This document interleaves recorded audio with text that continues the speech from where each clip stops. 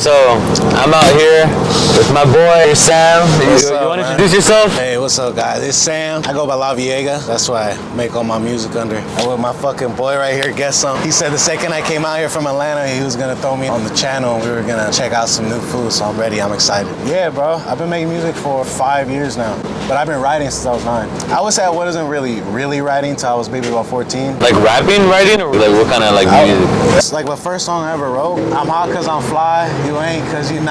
yeah, man. So that shit had just dropped on the radio, and I was like, just hard, dude. That was a good beat too. I know the exact moment where I was like, I'm gonna make music and do this for the rest of my life, was when he said, I'm hot cause I'm fly. And before he said it, I was like, you ain't cause you not. And then he said it, and right there I was like, you know what, if I thought of that and I'm 9, that means imagine thinking of shit I'm gonna think about later. I was like, that's it, I'm gonna make music. So I just wrote and wrote and wrote and wrote. And then I got to a point where I keep saying I'm gonna take over the world with music and all that. I haven't made a song yet. So then when I hit about 17, 18 is when I bought the MacBook, GarageBand. So you were making music before you even moved to Atlanta? Oh yeah. I've done it out here since I was a kid, just writing. It was like I had just graduated high school and then I dropped like my first song on SoundCloud. And then I took it down because that shit was ass. You used to go by something else too, didn't you? Yeah, I used to go by Controversy. Controversy with no vowels, CNTRVRSY. If you look it up, you might find some, but don't take anything I said back then as that was me back then. I mean now. It was like, let me see what I could just get a reaction out of people. Yeah, on that Slim Shady shit. Yeah, let me see I could think of some funny, crazy shit to say. I already loved it, and then like the actual passion started to grow. And I was like, let me put like myself actually into it. That's you. What made you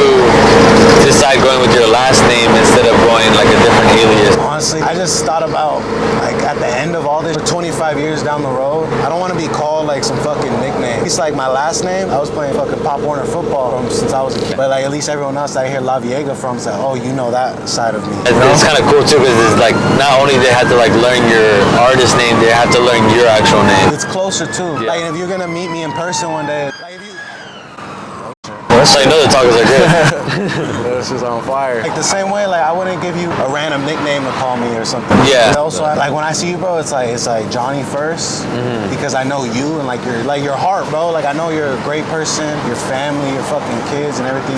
That's what I was on the whole channel too. I was like, yo, hey, this guy's literally family. Like, I mean, I think I've known you years, like years and years.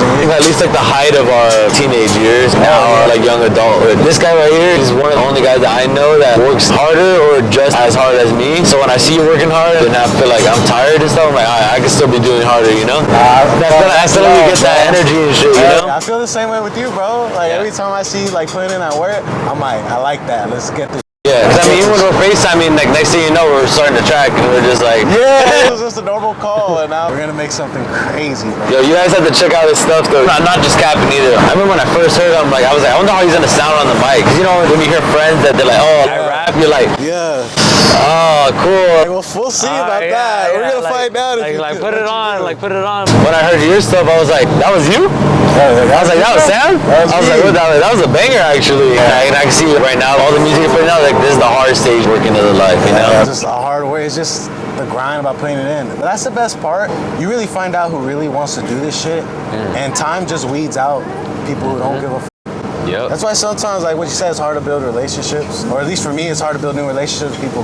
Like with you, it's so easy, bro, because I know you put the work in, and I know you want it as much as I want it. So it's so easy to work with you. And then sometimes like, you have people say, oh, let's do something. It's yeah. Do you want it though? Like this, we'll find out, and time will tell. I was gonna ask you, what are some signs that you look for when you meet someone to determine are they like just doing it for clout, or are they actually like about it? How do you distinguish the two? First thing first is like what the conversation like you have with someone. The second it starts going to like, oh, I'm gonna make a song, and I'm gonna get money, and I'm gonna do this. But like I'm like, you don't even care about the music, and what you're doing with the money is only gonna set you up for failure. Like you're not even thinking like, let me invest back into the music. You're like, oh, I'm gonna buy a fucking charger. It's like, it's weird, bro, because I don't want to say I'm picky with who I would work with, but it just definitely goes off a vibe. Because I've only made music with the homie Miles, the homie Jody, homie Imagine That, and you. And those are like all the years I've been making music. I've always had like little conversations with like people here and there. But then, like I said, the time always tells. It's like, actually sending you the track. Yeah, like Like today, like you sent me 2 versions already. You know what I'm saying? And then it's like sometimes I say something. It's like, bro, it's been 2 days. What are you doing? Yeah. Oh, I've been busy. A month went by. Yeah. It's like I feel like my patience is so low, and it's like you're gonna tell me you didn't watch one YouTube video in that whole time. It's like, come on, bro. Like, just put the work in. Let's see what's up. YouTube University, shout out. We're putting this all on. Hey, PhD in this bitch, bro. PhD. Do you find it hard to find motivation to go and make music at home? Does it come pretty easy to you, or are there days that you're kind of do certain things to motivate yourself? I would say it would change depending on the day, because most of the days it's just, I love it. I'm going in there no matter what. Something is gonna get done that day, whether if it was a new loop or a whole song, or maybe 5 songs, but they're all shitty and I'll fix them later. And then other days, if I just have writer's block like crazy, I'll still just stand in the studio, I'll organize, or I'll even just be stuck staring at the screen. Or it just might be one of those days where I'm like, let me dig down to my roots. I'm gonna go on YouTube, autoplay the next video. I'm just gonna put a tight beat and I'm gonna just let them roll. And I'm just gonna listen to instrumentals all day until something happens. And then you never know, one hits and you're like, ooh, damn, hold up. And you just start typing and writing. So yeah, what's your writing process look like? It's based solely on the inspiration of the instrumental. I have to hear it. If I'm writing without a beat, what comes out is so much more deep because there's no distractions, just me and my mind. But for sure, I need to hear the instrumental first. Do you do it all on your notes? Or all on my notes. I used to write, but like my brain is thinking faster than my hand can move. I just have to type so I can go. Or even sometimes I'm like, let me just talk into the mic. This shit is busting. It's good actually? This shit is busting. Yeah, you want a waterfall with this one? Yeah, let me see what's up with this. Oh, that's next level. On everything I love, that's crazy. This just got extra credit right here. That right there is gonna change the world. It's gonna change the world. All right, bro. I think I'm gonna try the Cabeza first. Ooh, you going straight in. I think I'm gonna go straight for it, bro. Cause on the slight chance, I'm assuming it's amazing, but what if just my taste buds don't like Cabeza? At least I gotta save it. Now I gotta go with the green sauce too. Are you more green or red? I'm a green 100% of the time, bro. The only time I get red sauce, bro, is Del Taco. I hate the green sauce there. I used to not. I like the taste of the green. I used to just like the spiciness of the hot sauce. But as I got older, I started to like the taste. It's not hot enough sometimes, so I still need the extra kick. All right. We gotta do a full honest review too. All right. No, I'm gonna be fucking ruthless as fuck. I'm gonna start off with this. They've been nothing but kind, and the service is great. Yeah. They are awesome. They're really clean. They have like a little freaking everything's set area. up nice. Everything's chill. The lights, everything's fucking popping. Like, let's see what's up with the food. All right, Cabeza gang. Let's try it. Bro, that's my first time trying Cabeza, bro. That's amazing, bro. Yeah? I You swear missed it to out God. the whole time? It just tastes like a more tender asada. Dude, that's crazy. I don't know if it's because if it's shredded up and it tastes like that. That's fire. I got so scared from the last one that I tried, but I'm happy it's actually really good. Should be your first time. I'm trying the Carnitas one. Carnitas? Yeah, since we're doing different ones. What do you rate the Cabeza right now? Bro. I mean, it's hard to rate it hungry, because the scale thinking that you're probably gonna try some better ones in the future. Dude, I want to give it a high score. I want to say the 10, bro, but I know that's crazy. That's a perfect taco. Then you know what? I can't. Then I gotta hold up. I'm gonna say 7.5. I'll see if it goes up or down a little bit later. Okay, all right. So this is the Carnitas one right here, guys. We gotta have the guayaba right after too. Solid. That might not be a coincidence, bro. They're 2 for 2. That's really good. It doesn't look like it's a lot of carne from the outside, but it's like a whole chunk they put in there. Good, right? It's a good amount. They don't skimp you on the meat at all. They fill up the whole tortilla. Yeah, the tortillas are strong too. The reason I like the carnitas though is that sometimes it'll just be really soft. You can tell that it's crispy. It's still crispy on the outside, but then when you bite into it, it's still soft on the inside. Yeah, but it's not dry. Together. We'll match it? Yeah, because I got the same one. All right, let's do pastor. Say that asada last. Let's save asada for last, because asada is my base. Yeah, base decision. If the you don't have a good asada, it's like, come on, bro. I agree with that because you can't bring people to the taco truck and be like, this spot is bomb and the asada's trash. Like, this place is bomb, but only get chicken. It's like, hold up, bro. What? What you mean by that? Yeah, that's actually kind of scary. You know what I mean? Look at that, bro. Like, when I fold it up, it's not getting hidden. There's meat popping out the clip, bro. Just cheers, bro. All right, cheers. Bro, that good, but I'm gonna say 6 because it tastes. It's so different. It almost tastes like it's homemade. You know, like if your tia made it. Yeah. Like she made it overnight. No, I'm gonna say 7. I'm gonna say 7 only because I know you've had like the taco man, park food, family get together. Yeah. Like right off the gut. I don't feel like anything will ever be done. The last one I did, you see like the thick slices and everything. You can tell it just got cut. The flavor, you can tell it's made differently. Like I said, it tastes like if your tia made it overnight. She brought it to the party. Like it has like flavor in it. I'll give it a solid 6. 6? Yeah, solid 6. That's not bad. That's not bad. That's actually pretty good. After this episode, I'm gonna stop using 7. It's like, Is that like a cop out? so everyone's been saying too. It's like 7 is always that number that's So it's like a C. picking between 6 and an 8. So it holds more weight to it. You know what I mean? Yeah. 7 is a cop out, huh? Yeah. All right, I'm gonna change my 7 to a 6 then. Because if I change the 7 to an 8, it does change the. I like it. That's gonna be the new rule, guys. They got tacos out in Atlanta.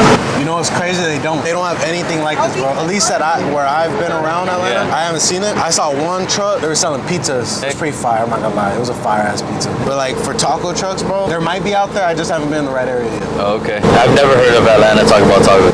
Perfect example, like after a Falcons game or after a Laker game or something, you see the tacos, you see the abuelitas outside with the hot dogs wrapped in bacon. Yeah. I don't see that out there. No, not at all. I don't see it out there. And that's no Open market. disrespect. Maybe Open I'm market. tripping. Maybe I'm gonna walk the perfect way where I haven't seen them. Hey, but that's an open market right there, you know? We're gonna have to take the taco review to Atlanta when one of you guys starts making some good shit. All right, man. Cheers. Cheers, bro.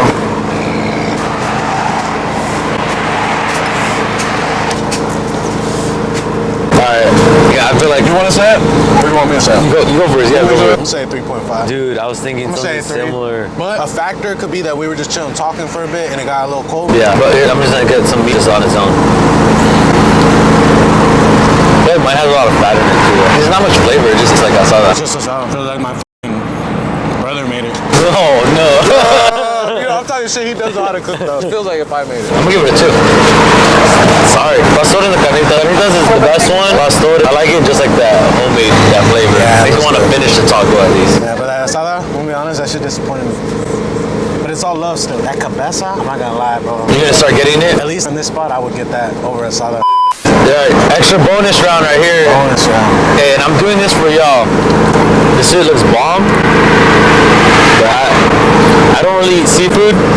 I eat shrimp every once in a while. But this looks so bomb. Presentation's crazy. Yeah, presentation is on it. I feel like this might be one of the like one of their fan favorites or something. Yeah, a staple here.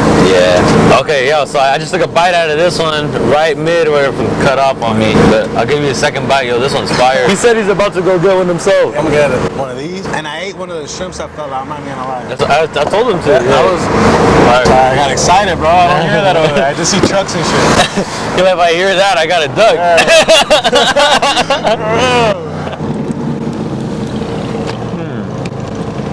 Solid food. That's what people come here for. I think people probably come here for this and like this who got like the molitas, you know? That shit looks crazy too, man. It's called The scooters, you don't see that shit out there? You haven't seen the scooter with the straight pipe?